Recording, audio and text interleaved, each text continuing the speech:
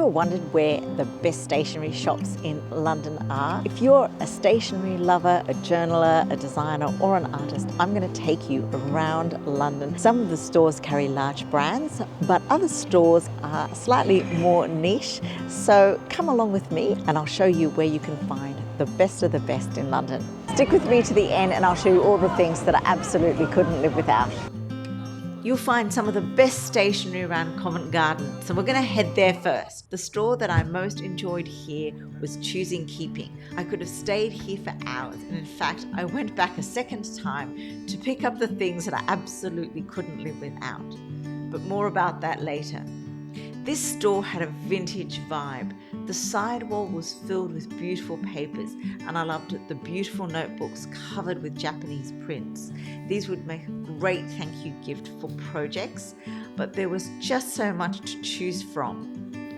They stock great quality desk tools, so if you're looking for stylish but functional things for your desk, this is the place to be. They had a good selection of writing materials, fountain pens from Kaweco, Pelican and Sailor, amongst others, and some handmade pens from a Japanese master. When I got there, they seemed a bit low on ink and didn't have a good selection, but they had a great selection of paints from Gansai, which I've never seen outside of Japan. I couldn't help picking up the 1970s palette, which had colours that I could use for my architectural drawings. They also had these amazing handmade pastels that you could use wet or dry. The colours were so subtle and I couldn't help picking up a box. Tomo River papers for all you fountain pen enthusiasts, and they also had a great range of other drawing and watercolour pads and books. So Choosing Keeping is located at 21 Tower Road, Covent Garden. A few minutes away is the London Graphics Centre. This is a large conventional art store, but it had one of the largest selections of notebooks, pens, pencils, paints and markers I have ever seen. So if you're an artist or budding artist, you'll find absolutely everything that you would need there. They also had a great selection of traveller's notebook refills and accessories, including the pens, but they didn't have any charms or any other more exclusive products, unfortunately. And I think the only official traveller's notebook partner in the UK is actually not in London. Getting back to the London Graphic Centre, they had a range of stickers and MT tapes, as well as tools from suppliers such as Penco, Tombow and Midori. If you're short on time, the London Graphic Store and Choosing Keeping are the stores not to be missed. The London Graphic Store is located at 16 to 18 Shelton Street. So if you've got more time, let's head to Bloomsbury near the British Museum. It's around a 15-minute walk from Covent Garden. The first stop here is Present and Correct.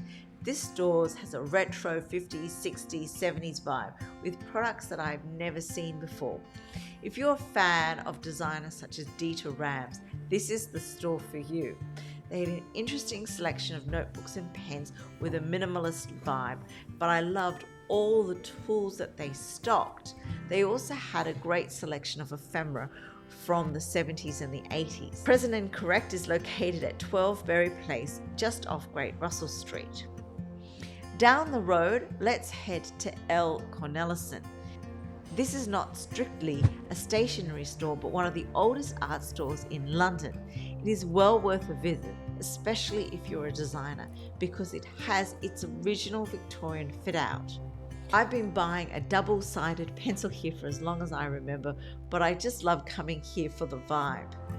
You'll find Cornelisson at 105 Great Russell Street. Now we're going to head over to West London to Sloane Square. The first store here is on the marvellous Pavilion Road, and I strongly suggest you stop here for lunch. We're heading to Papersmiths, which is a contemporary stationery store. At the front of the store, you'll find notebooks and a selection of pens in a huge array of colours. They also stock Travellers Company notebooks, though not a huge selection. They also have a great selection of fun cards and papers, and at the back of the store they have a small but well curated selection of books. Papersmiths is located at 170 Pavilion Road, Chelsea. Now we're going to head over to one of the most well-known and exclusive stationers in London, Smythson. Smythson's opened in 1887 in New Bond Street and soon became the supplier of stationery to royalty and the aristocracy. It's famously known for its featherweight signature blue paper. This paper is so lightweight but can hold fountain pen ink with no bleed through. The notebooks are leather bound and are soft with gilt edges and are definitely a luxury, but the quality is unsurpassed. I've carried a Smythson diary with me since 1997, so you can say that I'm a fan. You'll find Smythson in Chelsea at 141 to 142 Sloane Street, next to Cartier. The next stationery store is well off the beaten track and is located in the back streets of Battersea in what appears to be a residential area. Despite its time, LeadTin is well worth the trip. They have a nice selection of pens, lovely cards and notebooks, and a really approachable vibe. They also have the nicest selection of papers for origami and other crafts. Kids would love this store. They run classes and the store owner was very knowledgeable and friendly, and you'll find LeadTin at 36 Webbs Road. The last two stores I'm going to mention, but I have to admit they are a bit of a disappointment. I had high hopes for the journal store, which is located in the very trendy Shoreditch area. The website looked promising, as did the photos of the store, but when I visited, they appeared to be extremely low on stock. I was interested in some of the Hobonichi items that were shown in stock on the website, but when I asked the assistant about them, she said that there was nothing left. So I would suggest checking out the website first and calling ahead if you want to visit, if there is something you are really interested in seeing. You'll find the journal store at Box Park, which is just near the Shoreditch High Street station on Bethnal Green Road. Finally, I headed to what used to be one of my favourite stores for stationery, Liberty's. When I first lived in London in my early 20s, had very little money, I used to love buying stationery, art and craft supplies here. They used to have a great selection on the ground floor, but it's been moved up to the third floor and it looks as if the buyers have lost interest. They still have a nice selection of cards, and Liberty's is always worth a visit for the fashion and the jewellery. You'll find Liberty on Regent Street with the main entrance on Great Marlborough Street. Now that I've shown you all the places that I visited, it's time to show you my haul, the special things that I picked up that I couldn't live without.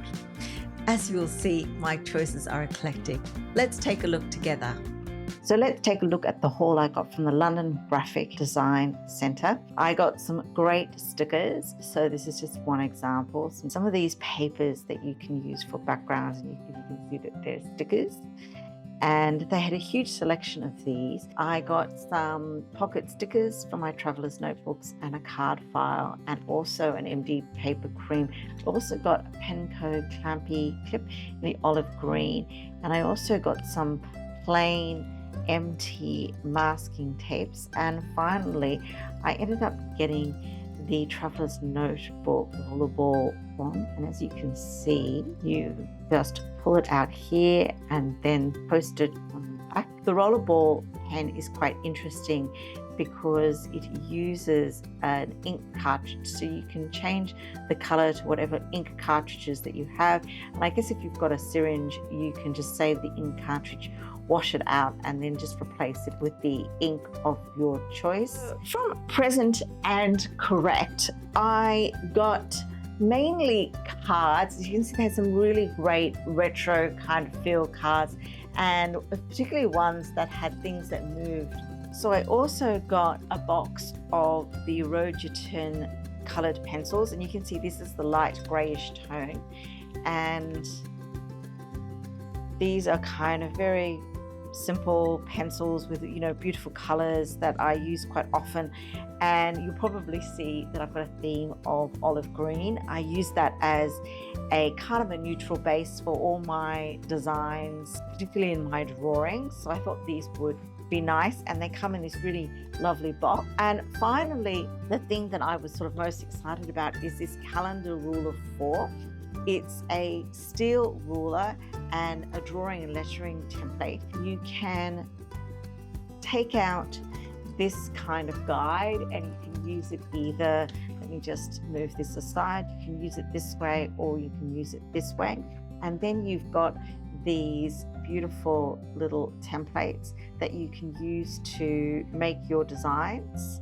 And you can see here you've got all sorts of designs that you can make with the template. And I think that's super interesting. And I've never really seen this before, but it comes from a company called DDBMM from Korea. But I thought it was absolutely beautiful and I love the packaging. And finally, the last thing that I was quite excited about was this pair of scissors. I've never really seen them before, even in my trip around Japan.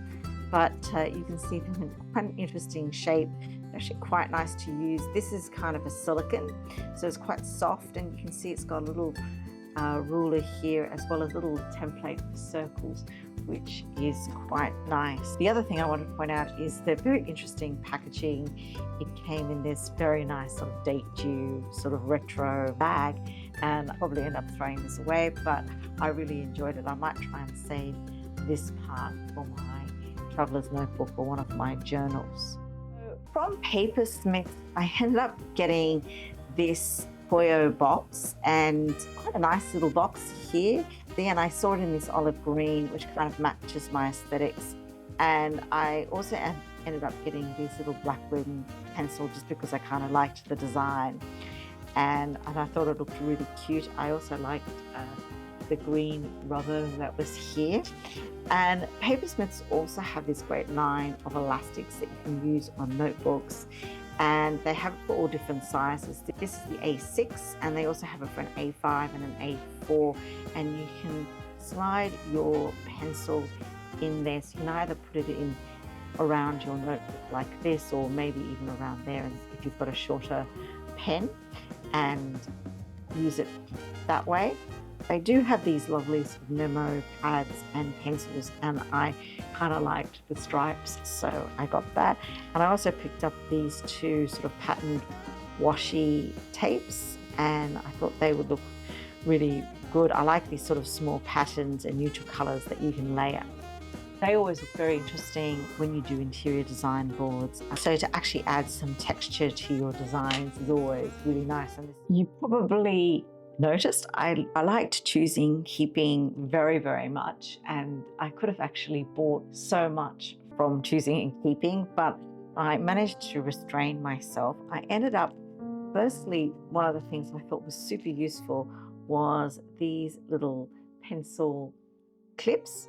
So you can just put them on a standard pencil and it helps clip it to your notebook and so on. And so that can be really, really useful if you do like a timber pencil, which I do. I also ended up getting the other thing that I really loved was this sharpener, and it's in a leather case, which is lovely. But the thing that you can do is at the top here, you can actually pick the kind of point that you want. And so I love everything leather. It's got a brass heavy design. It's really, really simple. It feels really easy to sharpen. And there's a few instructions here where you can actually determine the kind of point, and it just sort of fits quite neatly into this little pouch. So I really liked that.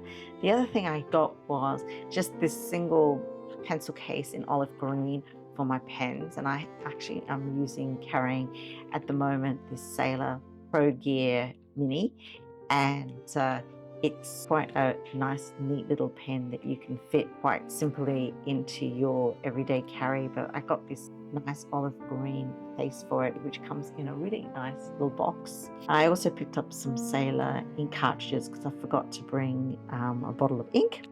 I also got this really cool little 4-color metal pen, which I thought was nice, and it had choosing and keeping on it, and I thought, oh, it's nice to actually carry it. I think it's made in Italy. The other thing I got, and you can see choosing and keeping have really nice presentation, and what I thought I would do was open this up, is I also ended up getting these beautiful little stickers. I thought they were lovely and would be nice on gifts. I think Choosing Keeping has like beautiful things like Florentine papers that you can use in your designs, even just to add texture. I always like to collect these kinds of things. So sometimes when you're looking at tiles or other things, it's nice to add like a little bit of pattern and texture, and just having something like this, even if you just use the end of it as a border, can be really nice and interesting, particularly if you're doing sort of a more traditional design. I also love these kinds of designs as inspiration for tiles and fabric. And then I ended up getting, and this is like my final thing, I actually liked it so much I went back and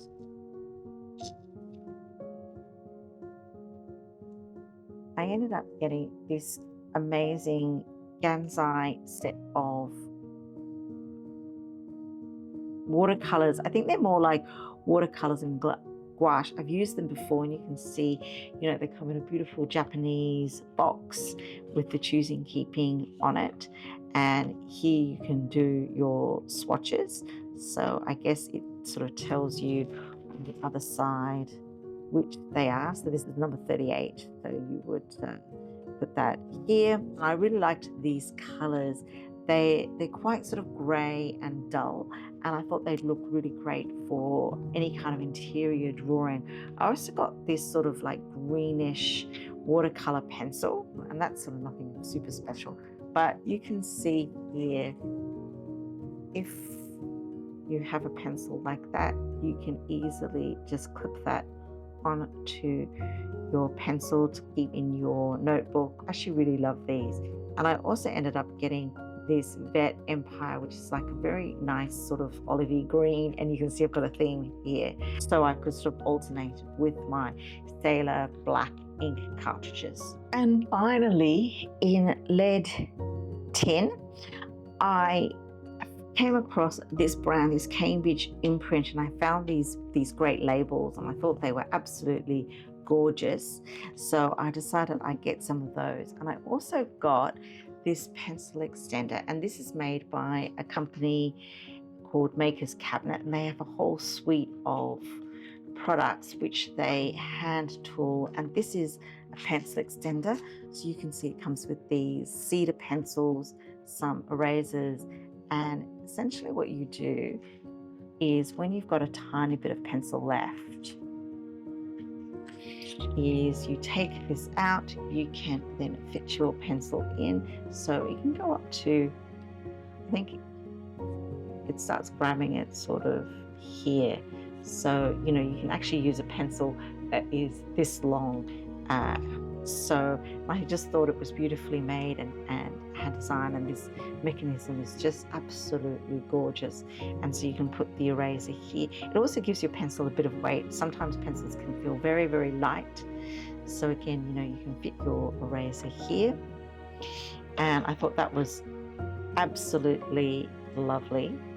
And from Cornelissen, I didn't actually get very much. I've always used these pencils, and you can see there's a 2B on one end. Let me just see if you can see it, and a 6B on the other. And I've just put in, you know, the clip that I got from Choosing Keeping on it. But it's great to be able just to kind of turn it over and have it, you know, when you're out and about, do a little bit of shading and so on, as well as doing some drawing.